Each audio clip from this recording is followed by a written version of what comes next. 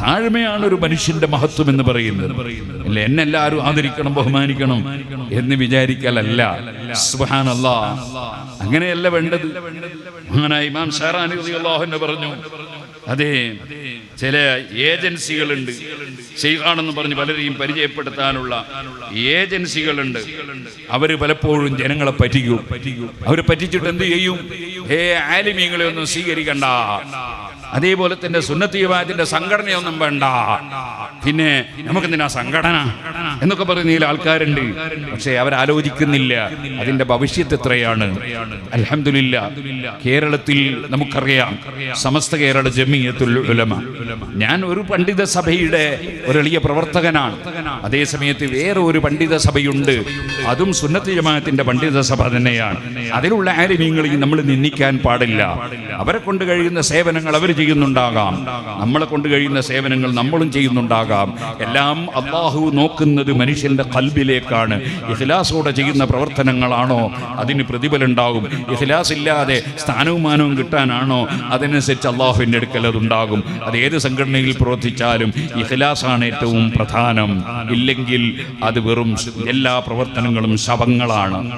ആത്മാർത്ഥതയുണ്ടെങ്കിലേ അതിന് ജീവനുള്ളൂ. പടച്ചവന്റെ പൊരുത്തം ലക്ഷ്യം വെക്കുമ്പോൾ മാത്രമേ അതിന് ജീവനുള്ളൂ. മഹാനായ ഇമാം ഇബ്നു അത്താഇൽ സിക്കന്ദരി റളിയല്ലാഹു അൻഹു അതല്ലേ അവിടുത്തെ ഹിക്മയിൽ പറഞ്ഞത്, അൽ അമാലു സുവറുൻ ഖായിമത്തുൻ, പ്രവർത്തനങ്ങളെല്ലാം അമലുകളെല്ലാം ഒരു നിൽക്കുന്ന ബോഡികൾ മാത്രമാണ്, രൂപങ്ങൾ മാത്രമാണ്. വഅർവാഹുഹാ സിറുൽ ഇഖ്ലാസി ഫീഹാ, ആ പ്രവർത്തനങ്ങളുടെ ശരിയായ ആത്മാവെന്ന് പറയുന്നത് സിറുൽ ഇഖ്ലാസി ഫീഹാ, അതിൽ പടച്ചവന്റെ പൊരുത്തം മാത്രം കരുതി പ്രവർത്തിക്കുക എന്ന രഹസ്യമാണ്. അതാണ് റൂഹ്. അതില്ലെങ്കിൽ പ്രവർത്തനം കൊണ്ട് കാര്യമില്ല. ഇപ്പൊ ഞാൻ പറഞ്ഞു വരുന്നത്, അങ്ങനെ ഒന്നിലധികം സംഘടനകൾ പ്രവർത്തിക്കുന്നുണ്ടാകാം. ഈ സ്റ്റേജിലും സദസ്സിലും രണ്ട് സംഘടനകളിലും വെവ്വേറെ പ്രവർത്തിക്കുന്നവരുണ്ടാകാം. അള്ളാഹു എല്ലാവർക്കും നല്ലത് ചെയ്യാനുള്ള തൗഫീഖ് നൽകട്ടെ. എന്നാൽ സുഹൃത്തുക്കളെ, നമ്മൾ ചിന്തിക്കേണ്ട ഒരു വിഷയമുണ്ട്. അതെന്താണ്? സമസ്ത കേരള ജമിയത്തുൽ ഉലമ ഇവിടെ പ്രവർത്തിച്ച് നല്ല പ്രവർത്തകന്മാരെയും സംഘടനയൊക്കെ വളർത്തുന്നതിന് മുമ്പുള്ളൊരു കാലം നമ്മളിൽ കഴിഞ്ഞു പോയിട്ടുണ്ട്. അന്നത്തെ കാലത്ത് എന്ത് സംഭവിച്ചു എന്ന് എല്ലാ സുന്നത്ത് ജമാഅത്തിൽ വിശ്വസിക്കുന്നവരും ചിന്തിക്കണം. മഹാനായ ശംസുൽ ഉലമ ഖുത്ബി മുഹമ്മദ് മുസ്ലിയാർ നവറല്ലാഹു മർഖദ, മഹാനവറുകൾ വലിയാണ് എന്ന് ആർക്കെങ്കിലും സംശയമുണ്ടാകാൻ സാധ്യതയുണ്ടോ? എത്ര വലിയ ആലിമീങ്ങളാണ് മഹാനവറുകളുടെ ശിഷ്യന്മാർ. ബഹുമാനപ്പെട്ട കണ്ണിയത്ത് ഉസ്താദ്, സദഖത്തുൽ മുസ്ലിയാർ, കീഴന ഉസ്താദ്, അതുപോലെ തുടങ്ങിയിട്ടുള്ള എത്ര ആലിമീങ്ങൾ അവിടുത്തെ ശിഷ്യന്മാരാണ്. ഈ പൂക്കോത്ത് ദർസ് നടത്തിയിരുന്ന ബഹുമാനപ്പെട്ട കാങ്ങാട്ട് കുഞ്ഞബ്ദുൽ മുസ്ലിയാർ നവറല്ലാഹു മറാഖിദഹും, അവർക്കൊക്കെ അല്ലാഹു അവരുടെ ഖബറിൽ ദറജ കൊടുക്കട്ടെ. അങ്ങനെയുള്ള മഹാന്മാർ ഈ പാനൂരിൽ എത്രയോ കാലം ദർസ് നടത്തിയ ആളാണ് ഖുത്ബി മുഹമ്മദ് മുസ്ലിയാർ നവറല്ലാഹു മർഖദഹു. ആ ഖുത്ബി മുഹമ്മദ് മുസ്ലിയാർ ഓതിപ്പടിച്ച ഒരു സ്ഥാപനം, അവിടുത്തെ ഗുരുനാഥനാണ് കുഞ്ഞഹമ്മദ് ഹാജി എന്ന് പറയുന്ന മഹാൻ. ആ കുഞ്ഞഹമ്മദ് ഹാജി എന്ന് പറയുന്ന മഹാനായ പണ്ഡിതൻ, പേര് ഹാജി എന്നാണ് വിളിക്കാറ്, അവരുടെ ശിഷ്യനാണ് ഖുത്ബി മുഹമ്മദ് മുസ്ലിയാർ നവറല്ലാഹു മർഖദ. അവരുടെ ശിഷ്യൻ തന്നെയാണ് ഉള്ള ഔലിയാക്കളെയും അമ്പിയാക്കളെയും മുഹജ്ജത്തും കറാമത്തും ഇസ്തിഗാസയും തവസ്സുലും ബറക്കത്തും ഒക്കെ ചോദ്യം ചെയ്താണ് കെ.എം. മൗലവിയും. അതേ കുഞ്ഞഹമ്മദ് ഹാജിയുടെ ശിഷ്യൻ തന്നെയാണ്. പക്ഷേ അദ്ദേഹത്തിന്റെ ഹിദായത്ത് പോയി. അദ്ദേഹം പുത്തൻവാദിയായി പോയി, അദ്ദേഹം കറാമത്ത് നിഷേധിയായി പോയി. അതുകൊണ്ട് തന്നെ ഖുത്ബി മുഹമ്മദ് മുസ്ലിയാർ ഇരിക്കുന്ന സ്റ്റേജ്, ഖുത്ബി മുഹമ്മദ് മുസ്ലിയാർ അവറുകൾ ഇരിക്കുന്ന സ്റ്റേജ്, അവിടുന്ന് അധ്യക്ഷനായ സ്റ്റേജ്, നാദാപുരത്ത് സംവാദം നടക്കുമ്പോൾ കെ.എം. മൗലവിയും കക്ഷികളും ഖുത്ബി മുഹമ്മദ് മുസ്ലിയാർക്കെതിരെ പറയാൻ വന്നിരിക്കുകയാണ് കാളവണ്ടിയിൽ കിതാബുമായിട്ട്. അവിടെ നിന്നാണ് പിന്നെ ലാത്തങ്കത്തിയു കറാമത്തുല്ലൗലിയായി, ഔലിയാക്കളെ കറാമത്ത് മരണം കൊണ്ട് നിന്ന് പോവില്ല എന്ന് പറയുമ്പോൾ അത് വായിക്കുമ്പോൾ അതൊന്ന് രഹസ്യമാക്കി വായിച്ച് ആളുകളെ പറ്റിക്കാൻ നോക്കിയപ്പോൾ നാദാപുരത്തെ വലിയ മുദരിസായിരുന്ന ബഹുമാനപ്പെട്ട തറക്കണ്ടി അബ്ദുറഹ്മാൻ മുസ്ലിയാർ നവറല്ലാഹു മർഖദഹു അതിനെ പിടികൂടി ചോദ്യം ചെയ്തത്. അതൊക്കെ വലിയ സംഭവങ്ങളാണ്. ഇൻഷാ അല്ലാഹ് നമ്മുടെ സമസ്ത കേരള ജമിയത്തുൽ ഉലമയുടെ 100ാം വാർഷികത്തോടനുബന്ധിച്ച് അങ്ങനത്തെ ഒരുപാട് ചരിത്രങ്ങളൊക്കെ പുറത്തു വരാനുണ്ട്. അപ്പോൾ ചെറുപ്പക്കാർക്കൊക്കെ അത് വായിച്ചു പിടിക്കാം. ഇപ്പോൾ ഞാൻ അതിലേക്ക് കടന്ന് സംസാരിക്കുന്നില്ല. പറഞ്ഞു വന്നത്, ആ ഖുത്ബി മുഹമ്മദ് മുസ്ലിയാർ അവர்கள் ഓതിപ്പടിച്ച ഒരു സ്ഥാപനം, ഖുതുബി മുഹമ്മദ് മുസ്ലിയാരെ ശേഷം ദർസ് നടത്തി മഹാനായ മർഹൂം കണ്യത്ത് ഉസ്താദ് നവറല്ലാഹു മർഖദഹു മഹാനവറുകൾക്ക് ഓതി കൊടുത്ത സ്ഥാപനം.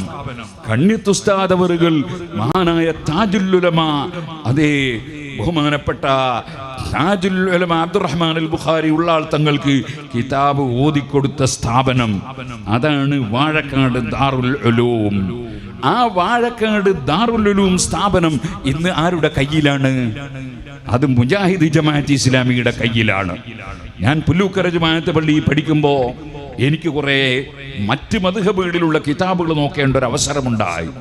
അന്ന് പല കിതാബുകളും അവിടെ ഉണ്ടെന്ന് കേട്ടിട്ട് ഞാൻ അവിടെ പോയി താമസിച്ച് കിതാബ് നോക്കിയത് എനിക്ക് ഓർമ്മയുണ്ട്. പക്ഷേ അവിടുത്തെ മാനേജർ ഒരു ജമാഅത്തുകാരനാണ്. അദ്ദേഹത്തെ അവിടുത്തെ നമ്മളെ SSFന്റെ കുട്ടികൾ സ്വാധീനിച്ചിട്ടാണ് എനിക്ക് കിതാബ് നോക്കാൻ അവസരം കിട്ടിയത്. ഇന്നും അവരെ കയ്യിലാണ് ആ സ്ഥാപനം. അതെന്തുകൊണ്ട് സംഭവിച്ചു? പോകട്ടെ, മഹാനായ മുഹീദ്ദീൻ അബ്ദുൽ ഖാദിർ ജീലാനി ഖദ്ദസല്ലാഹു സിർറഹുൽ അസീസ് തങ്ങൾ മഹാനവറുകളുടെ അനുസ്മരണം നടക്കുന്ന മാസമാണിത്. താജുൽ ഉലമയും നൂറുൽ ഉലമയും അനുസ്മരിക്കുന്ന മാസമാണിത്.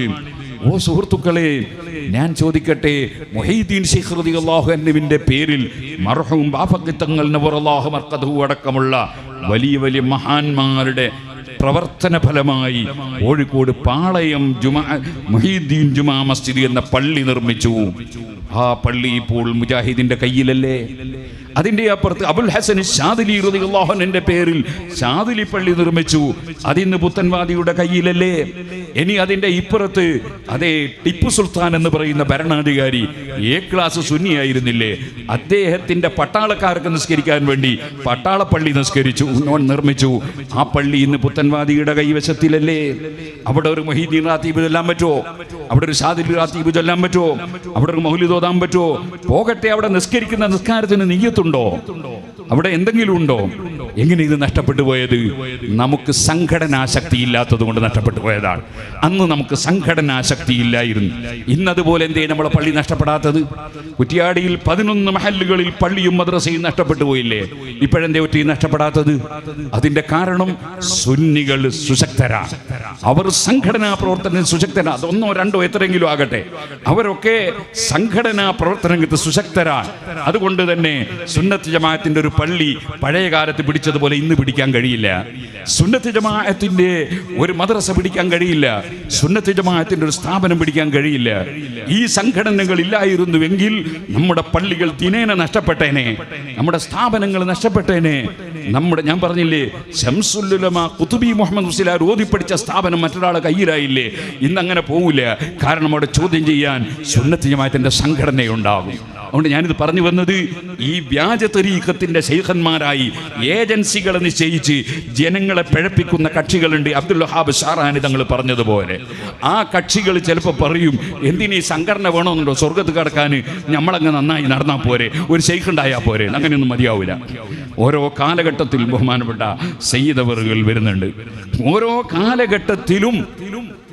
കാലഘട്ടത്തിലും ആവശ്യമായ ദീനീ പ്രവർത്തനങ്ങൾ നടത്തണം. അതിന് ഇന്നത്തെ കാലത്ത് സംഘടിത ശക്തിയിലൂടെ ദീനിനെ നശിപ്പിക്കുന്ന കാലമാണിത്. അവിടെ സംഘടിത ശക്തിയിലൂടെ തന്നെ ദീനിനെ നിലനിർത്തണം. അവിടെ ഞാൻ പറയാണ്, ഇങ്ങനത്തെ സദസ്സ് പലപ്പോഴും നമ്മുടെ സംഘടനയുടെ പരിപാടികളിലൊന്നും പങ്കെടുക്കാത്ത നല്ല മനുഷ്യന്മാർ ധാരാളം ഉണ്ടാകാൻ സാധ്യതയുള്ളൊരു സദസ്സാണ്. കാരണം അവർ മഹാന്മാരെ സ്നേഹിക്കുന്നു, മൂസ മുസ്ലിയാരെ സ്നേഹിക്കുന്നു, അതുപോലെ തന്നെ CM വലിയുല്ലാഹി ഖദ്ദസല്ലാഹു സിർറഹു അവരെ സ്നേഹിക്കുന്നു, അതുപോലെ വടകര മുഹമ്മദ് ആജി തങ്ങളെ സ്നേഹിക്കുന്നു.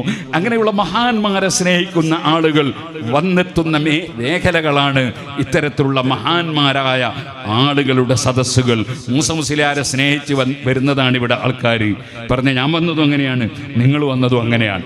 അങ്ങനത്തെ സദസ്സുകളിലുള്ളവരും ഈ ഒരു ആശയം മനസ്സിലാക്കി വെക്കണം. നമ്മുടെ സുന്നത്ത് ജമാഅത്തിന്റെ സംഘടന, അത് ഞാൻ പറഞ്ഞല്ലോ, അതിന് തമ്മിലടിക്കേണ്ട ആവശ്യമൊന്നുമില്ല, തമ്മിൽ കുറ്റം പറയേണ്ട ആവശ്യമൊന്നുമില്ല. ഞാനിവിടെ കയറി വന്നപ്പോൾ ആദ്യം തന്നെ കണ്ടത് നമ്മുടെ മുസ്തഫ ഹാജിയെയാണ്. അദ്ദേഹം എൻ്റെ സംഘടനയുടെ പ്രവർത്തകനല്ല, പക്ഷേ എനിക്ക് വലിയ ഉപകാരം ചെയ്ത ആളാണ് അദ്ദേഹം. സിറാജുലുദ്ദീൻക്ക് വലിയ ഉപകാരം ചെയ്ത ആളാണ് അദ്ദേഹം. എന്തുകൊണ്ട്? അദ്ദേഹം അവിടെ സംഘടന നോക്കിയിട്ടില്ല. അദ്ദേഹം നോക്കിയത് ദീനിന് ഉപകരിക്കോ ഇല്ല എന്നാണ് നോക്കിയത്. സുബ്ഹാനല്ലാഹ്, ഞാനിപ്പോഴത് ഇവിടെ വിശദീകരിക്കുന്നില്ല. അദ്ദേഹം ഒരു ഉദ്യോഗത്തിലിരിക്കുന്ന സമയത്ത് ഒരാൾ പോയിട്ട് അദ്ദേഹത്തിന് പരാതി കൊടുത്തു. സിറാജുൽ ഹുദയെ സംബന്ധിച്ചൊരു പരാതി കൊടുത്തു. അദ്ദേഹം ആ മനുഷ്യനെ വിളിച്ചിട്ട് ചോദിച്ചു, കേടോ, നീ കാണുന്നുണ്ടോ ഈ ബിൽഡിംഗ് മുഴുവൻ നീ കാണുന്നുണ്ടോ? നിനക്ക് ഒരു ചെറിയ ഒരു മൂത്രപ്പുര ഉണ്ടാക്കാൻ കഴിയുമോ എന്ന് ചോദിച്ചു. നിനക്കൊരു ചെറിയ മൂത്രപ്പുര ഉണ്ടാക്കാൻ കഴിയുമോ? ഈ കാണുന്ന കോടിക്കണക്കിന് ഉറുപ്പികയുടെ ആയിരക്കണക്കിന് കുട്ടികൾ പഠിക്കുന്ന സ്ഥാപനം, ഈ സ്ഥാപനത്തിൽ പഠിക്കുന്നത് ആ സംഘടനയുടെ ആളുകൾ മാത്രമാണോ? അല്ലല്ലോ. എല്ലാ സംഘടനയിലുള്ളവരും പഠിക്കുന്നില്ലേ? മുസ്ലിമീങ്ങളും പഠിക്കുന്നില്ലേ? അമുസ്ലിമീങ്ങളും പഠിക്കുന്നില്ലേ? എല്ലാവരും പഠിക്കുന്നില്ലേ? ഇത് അധ്വാനിച്ചുണ്ടാക്കുന്നതല്ലേ? അങ്ങനെ അധ്വാനിച്ചുണ്ടാക്കുമ്പോൾ അതിനിടങ്കോലിടാനാണോ നീ ഹർജി കൊടുക്കേണ്ടത് എന്ന് ആ ഹർജി കൊടുത്ത ആളോട് വിളിച്ചു ചോദിച്ചു അദ്ദേഹം. ഞാനിത് പറയാൻ കാരണം അങ്ങനെ ചിന്തിക്കാൻ കഴിയണം. അങ്ങനെ ചിന്തിക്കാൻ കഴിയണം. സംഘടന 1 or 2 എത്രയെങ്കിലും ആകട്ടെ, നല്ലത് ചെയ്യുമ്പോൾ തആവനു അലൽ ബിർരി വത്തഖ്വാ വലാ തആവനു അലൽ ഇസ്മി വൽ ഉദ്വാൻ. നിങ്ങൾ നല്ല കാര്യത്തിൽ പരസ്പരം സഹകരിക്കണം, ശത്രുത ഉണ്ടാക്കുന്നതിൽ സഹകരിക്കരുത്. അതേപോലെ തന്നെ തെറ്റായ കാര്യങ്ങളിൽ സഹകരിക്കരുത്. ഖുർആൻ അങ്ങനെയാണ് നമ്മളെ പഠിപ്പിച്ചത്. ആ ഖുർആൻ അനുസരിച്ച് ജീവിക്കുന്നവരാണ് മുസ്ലിമീങ്ങൾ. അപ്പൊ നമ്മൾ പരിപൂർണ മുസ്ലിമീങ്ങളായി ജീവിക്കാനാണ് ശ്രമിക്കേണ്ടത്.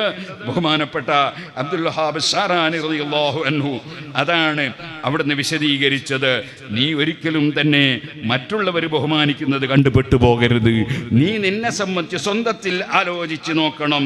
നിന്റെ അവസ്ഥ എന്താണെന്ന് നീ ആലോചിച്ച് നോക്കണം. നീ പടച്ചവന്റെ അടുക്കൽ ക്ലിയർ ആണോ? അല്ലേ? അള്ളാഹു അല്ലേ തരുന്നവനും തടയുന്നവനും? അള്ളാഹു അല്ലേ ദുനിയാവും ആഖിറവും തരുന്നവൻ? അതുകൊണ്ട് അള്ളാഹുവിൻ്റെ അടുക്കൽ ക്ലിയറായി ജീവിക്കണം. ഇതാണ് ഏത് സദസ്സിലും നമുക്കെപ്പോഴും എന്നോട് പറയാനുള്ളത്. ഞാൻ നിങ്ങളോടല്ല വയത് പറഞ്ഞത്, ഞാൻ വയത് പറഞ്ഞത് എന്നോടാണ്. കാരണം അമർത്തുകൽ ഖൈറ ലാകിൻ മർതു ബിഹി. ഇമാം ബൂസരി റളിയല്ലാഹു അൻഹു പറഞ്ഞില്ലേ, ഞാൻ പലപ്പോഴും ഖൈറായ കാര്യം പറയുന്നു. അമർതു ബിഹി, അതെനിക്ക് വേണ്ടതുപോലെ പാലിക്കാൻ കഴിഞ്ഞില്ലെന്ന് വരാം. അങ്ങനെ വരുമ്പോൾ അതിന് ഫലം കുറഞ്ഞേക്കും. ഇമാം ബൂസരി അങ്ങനത്തെ ആളല്ല. പക്ഷെ ഇമാം ബൂസരി താഴ്മ കൊണ്ട് പറയാണ്, ഞാൻ മറ്റുള്ളവർക്കൊക്കെ നല്ലത് പറഞ്ഞു കൊടുക്കുന്ന ആളാണ്, പക്ഷേ ഞാനത് പാലിക്കുന്നുണ്ടോ എന്നതാണ് എൻ്റെ ഭയം. അത് തന്നെയാണ് ഇമാം ഗസാലി റളിയല്ലാഹു അൻഹുവിൻ്റെ ജ്യേഷ്ഠ സഹോദരൻ ഗസാലി ഇമാമിനോട് പറഞ്ഞു, മോനെ നീ ഒരു കാര്യമുണ്ട് കേട്ടോ, നീ അരം പോലെയായി പോകരുതേ. അരം എന്ന് പറഞ്ഞ സാധനം എങ്ങനെയാണ്? അരം എന്ന് പറഞ്ഞാൽ എല്ലാറ്റിനും മൂർച്ച ഉണ്ടാക്കുന്ന ഒരു ഉപകരണമാണത്. അരം കൊണ്ട് എല്ലാറ്റും മൂർച്ച ഉണ്ടാക്കും, പക്ഷെ അരത്തിന് മൂർച്ച ഉണ്ടാവില്ല. ഒരു തക്കാളി മുറിക്കാൻ പോലും അത് പറ്റൂല. അതുപോലെ ആയി പോകരുത്, സ്വന്തത്തിൽ മൂർച്ച വേണം എന്ന് ഇമാം ഗസാലി റളിയല്ലാഹു അൻഹുവിനോട് സഹോദരൻ ഉപദേശിച്ചത് കിതാബുകളിൽ നമുക്ക് കാണാം. അപ്പൊ സുഹൃത്തുക്കളെ, നമ്മൾ എപ്പോഴും അവനവന്റെ കാര്യത്തിൽ ചിന്തയുള്ളവരാകണം. നമ്മൾ ആഖിറൻ രക്ഷപ്പെടണം. നമ്മൾ എന്തിനാണ് സാലിഹീങ്ങളെ സ്നേഹിക്കുന്നത്? നമ്മൾ എന്തിനാണ് മഹാന്മാരെ ആദരിക്കുന്നത്? നമ്മൾ എന്തിനാണ് ആലിമീങ്ങളെ ബഹുമാനിക്കുന്നത്? നമ്മൾ എന്തിനാണ് സയ്യിദന്മാരെ ബഹുമാനിക്കുന്നത്? അതെല്ലാം നമ്മൾ ആഖിറൻ രക്ഷപ്പെടാനാണ്. ദുനിയാവ് രക്ഷപ്പെടാൻ അത് ആവശ്യമില്ല. അതേ അംബാനിയും അഡാനിയൊന്നും അതേ ഔലിയാക്കളെ സ്നേഹിച്ചിട്ടല്ലല്ലോ പണക്കാരായത്. അല്ലേ? അമേരിക്കയുടെ പ്രസിഡന്റ് ആയത് അമ്പിയാക്കളെയും ഔലിയാക്കളെയും സ്നേഹിച്ചിട്ടാണോ? അല്ലല്ലോ. ദുനിയാവിന് വേണ്ടിയല്ല നമ്മൾ സാലിഹീങ്ങളെ സ്നേഹിക്കുന്നത്, ആലിമീങ്ങളെ സ്നേഹിക്കുന്നത്, സയ്യിദന്മാരെ ആദരിക്കുന്നത്, നബി കുടുംബത്തെ സ്നേഹിക്കുന്നത്, മുഅ്മിനീങ്ങളെ സ്നേഹിക്കുന്നത്. നമ്മളെ സ്നേഹം അത് അല്ലാഹുവിന് വേണ്ടി. നമുക്ക് മരിക്കുമ്പോൾ ഹുസ്നുൽ ഖാത്തിമത്ത് ലഭിക്കണം. നമുക്ക് നന്നായി മരിക്കാൻ കഴിയണം. സ്വർഗത്തിന്റെ ചിത്രം കണ്ട് മരിക്കാൻ കഴിയണം. മലക്കുകൾ സമാധാനിപ്പിക്കുന്ന വിധത്തിൽ മരിക്കാൻ കഴിയണം. ബുശ്റ ബിരിദ്വാനില്ലാഹി വകറാമത്തിഹി എന്ന് ഇമാം ബുഖാരി റിപ്പോർട്ട് ചെയ്തില്ലേ? അള്ളാഹുവിൻ്റെ കറാമത്ത് കൊണ്ടും അള്ളാഹുവിൻ്റെ സന്തോഷം കൊണ്ടും സന്തോഷ വാർത്ത പൊരുത്തം കൊണ്ടും സന്തോഷ വാർത്ത പറയാൻ മലക്കുകൾ വരും. ആരുടെ അടുക്കൽ? അള്ളാഹുവിൻ്റെ അടുക്കൽ എത്തണം എന്നാഗ്രഹിക്കുന്ന, അള്ളാഹുവിൻ്റെ അടുക്കൽ എത്തണം എന്നാഗ്രഹിക്കുന്ന, അങ്ങനെ അള്ളാഹുവിൽ എപ്പോഴും ചിന്ത വെച്ച് ജീവിക്കുന്ന മനുഷ്യന്റെ അടുക്കൽ അതാ സന്തോഷം പറയാൻ മലക്കുകൾ വരും എന്ന് പറഞ്ഞ കൂട്ടത്തിൽ നമുക്ക് ഉൾപ്പെടാൻ കഴിയണം. അള്ളാഹുവേ, ഞങ്ങൾ ഇവിടെ മൂസ മുസ്ലിയാർ അടുക്കൽ വന്നതും, ഞങ്ങൾ സിയം വലിയുല്ലാഹി ഖദ്ദസല്ലാഹു സിർറഹു തങ്ങളുടെ അടുക്കൽ പോകുന്നതും, ഞങ്ങൾ അവിടെ അലിയുൽ കൂഫി തങ്ങളുടെ സമീപത്ത് പോകുന്നതും, ഞങ്ങൾ ശംസുലുമാ ഖുതുബി തങ്ങളുടെ അടുക്കൽ പോകുന്നതും, ഞങ്ങൾ ഏത് മഹാന്മാരെ സന്ദർശിക്കുന്നുണ്ടോ അതെല്ലാം നിന്റെ അടുക്കൽ അംഗീകാരം ലഭിച്ച് ഞങ്ങളുടെ ഖാത്തിമത്ത് നന്നാകാനാണ്, ഞങ്ങളുടെ ആഖിബത്ത് നന്നായി കിട്ടാനാണ്, അവരുടെ കൂടെ പോയി ചേരാനാണ്. അതിന് ഞങ്ങൾക്ക് ഞങ്ങളുടെ അമലുകൾ നീ ഖബൂൽ ചെയ്യണം റഹ്മാനെ. ഞങ്ങളുടെ വാക്കുകളും പ്രവൃത്തികളും നീ പൊരുത്തപ്പെട്ടതാക്കണം റഹ്മാനെ. ഞങ്ങളുടെ സ്ഥാപനങ്ങളും സംഘടനകളുമൊക്കെ നിന്റെ പൊരുത്തത്തിലായി പ്രവർത്തിക്കാൻ ഭാഗ്യം തരണം റഹ്മാനെ. ഞങ്ങളെ തെറ്റിദ്ധരിച്ചവരോ ഞങ്ങളുടെ സംരംഭങ്ങളെ തെറ്റിദ്ധരിച്ചവരോ ഉണ്ടെങ്കിൽ അവരുടെ മനസ്സ് നന്നാക്കണം റഹ്മാനെ. ഞങ്ങളാരെയെങ്കിലും തെറ്റിദ്ധരിച്ചെങ്കിൽ ഞങ്ങളെ മനസ്സും നന്നാക്കി തരണം റഹ്മാനെ. അങ്ങനെ നീ പൊരുത്തപ്പെട്ട ഖൽബുൻ സലീം യൗമ ലാ യൻഫഉ മാലുൻ വലാ ബനൂൻ ഇല്ലാ മൻ അത്തല്ലാഹ ബിഖൽബിൻ സലീം. നിന്റെ സമ്പത്ത് ഉപകരിക്കൂല, നിന്റെ ആൺമക്കൾ ഉപകരിക്കൂല, ഒരു മക്കളും ഉപകരിക്കൂല. പഠിച്ചവന്റെ അടുക്കലെത്തുമ്പോൾ ഇല്ലാ മൻ അത്തല്ലാഹ ബിഖൽബിൻ സലീം, നല്ല ക്ലിയറായ മനസ്സുമായി അള്ളാഹുവിനെ സമീപിക്കുന്നവർക്കല്ലാതെ ഒന്നും ഉപകരിക്കൂല. ഖുർആനാണ്. അതേപോലെ റബ്ബ് വേറൊരു സ്ഥലത്ത് പറഞ്ഞില്ലേ, അതേ അൽഅഖില്ലാഹു യൗമൈദിൻ ബഅദുഹും ലിബഅദിൻ അദുവ്. എല്ലാ സുഹൃത്തുക്കളും പടച്ചവന്റെ കോടതിയിൽ പരസ്പരം ശത്രുക്കളായിരിക്കും. സുഹൃത്തുക്കൾ ശത്രുക്കളായിരിക്കും. ഇല്ലൽ മുത്തഖീൻ, മനസ്സിൽ അഹങ്കാരമില്ലാതെ, അസൂയയില്ലാതെ, വിദ്വേഷമില്ലാതെ, വെറുപ്പില്ലാതെ, വളരെ ശുദ്ധമായ മനസ്സും അതോടുകൂടി ഹറാമുകൾ പ്രവർത്തിക്കാതെ, വുജൂബുകൾ കൈയൊഴിക്കാതെ, പടച്ചവൻ കൽപ്പിച്ചതനുസരിച്ച് ജീവിച്ച് ഭരിക്കുകയും ചെയ്യുന്ന മുത്തഖീങ്ങൾക്കല്ലാതെ മറ്റുള്ളവർക്കെല്ലാം അല്ലഖില്ലാഹു യൗമൈദിൻ ബഅദുഹും ലിബഅദിൻ അദുവ്, സുഹൃത്തുക്കളൊക്കെ ശത്രുക്കളാണ് കേട്ടോ. അപ്പം നമ്മളെ ഖൽബ് തഖ്വയുള്ള ഖൽബാകണം, അല്ലാഹുവിലേക്ക് തിരിഞ്ഞ ഖൽബാകണം. അതിന് നമ്മൾ ദുആ ചെയ്യുന്നു. സയ്യിദന്മാർ ദുആ ചെയ്യുന്നത് അതിനാണ്, നമ്മൾ ആമീൻ പറയുന്നത് അതിനാണ്.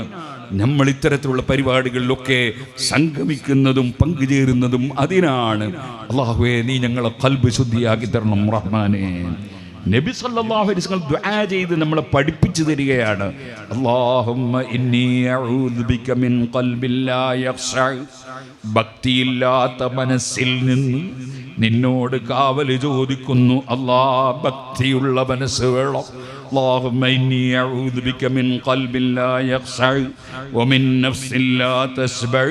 എത്ര കിട്ടിയാലും മതി വരാത്ത ശരീരത്തിൽ നിന്ന് കാവൽ ചോദിക്കുന്നു. അല്ലാഹ്, വയറ് നിറയാത്ത ശരീരത്തിൽ നിന്ന് കാവൽ ചോദിക്കുന്നു. അല്ലാഹ്, മനുഷ്യന് അല്ല കൊടുത്തത് കൊണ്ട് തൃപ്തിപ്പെടാൻ കഴിയണം.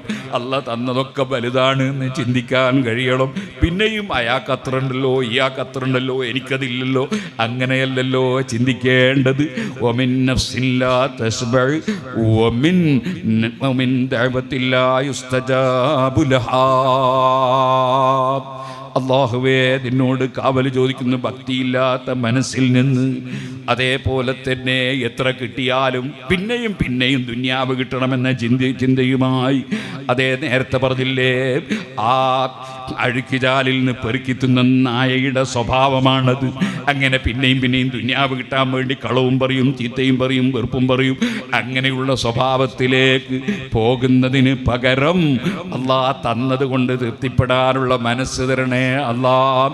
നബിതങ്ങൾ ദുആ പഠിപ്പിക്കാണ്, മിൻ ഇൽമിൻ ലാ യൻഫഉ, ഉപകരിക്കാത്ത അറിവിൽ നിന്ന് കാവൽ ചോദിക്കുന്നു. അല്ലാഹ്, അറിവുണ്ട്, പക്ഷേ അത് ഉപകരിക്കുന്നില്ല, അവനവന് ഉപകരിക്കുന്നില്ല, ദുന്യാവിന് വേണ്ടിയാണ് ഉപയോഗപ്പെടുത്തുന്നത്. ഞാൻ പറഞ്ഞില്ലേ, അതിന് ഇൽമ് വേണമെന്നില്ലല്ലോ.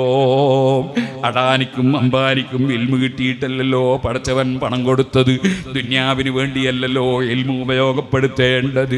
വമിൻ ഇൽമിൻ ലാ യൻഫഉ വമിൻ ദഅവത്തിൻ ലാ യുസ്തജാബു ലഹാ. ഉത്തരം കിട്ടാത്ത ദുആയിൽ നിന്നും നിന്നോട് കാവൽ ചോദിക്കുന്നു. അല്ലാഹ്, പടച്ച റബ്ബേ, ഞങ്ങളെ ഈ സദസ്സും ഞങ്ങളെ എല്ലാ സദസ്സുകളും ഞങ്ങളെ സ്ഥാപനങ്ങളും ഉത്തരം കിട്ടുന്നതാക്കി തരണം അല്ലാഹ്. ഇവിടെ വന്നപ്പോഴും പലരും പല വിഷയത്തിനും ദുആ ചെയ്യാൻ പറഞ്ഞവരുണ്ട്. ആര് എന്ത് ഉദ്ദേശം വെച്ച് ഇവിടെ വന്നവരുണ്ടോ, ദുആ ചെയ്യാൻ പറഞ്ഞവരുണ്ടോ, ഏത് കാര്യമുണ്ടോ നീ ഹൈറായത് മുഴുവനും സാധിപ്പിച്ചു തരണം അല്ലാ. ഞങ്ങളെ ഖൽബിൽ ഞങ്ങൾ ഉദ്ദേശിച്ച ഏത് നല്ല കാര്യമുണ്ടോ അത് നീ വിജയിപ്പിച്ചു തരണം അല്ലാ.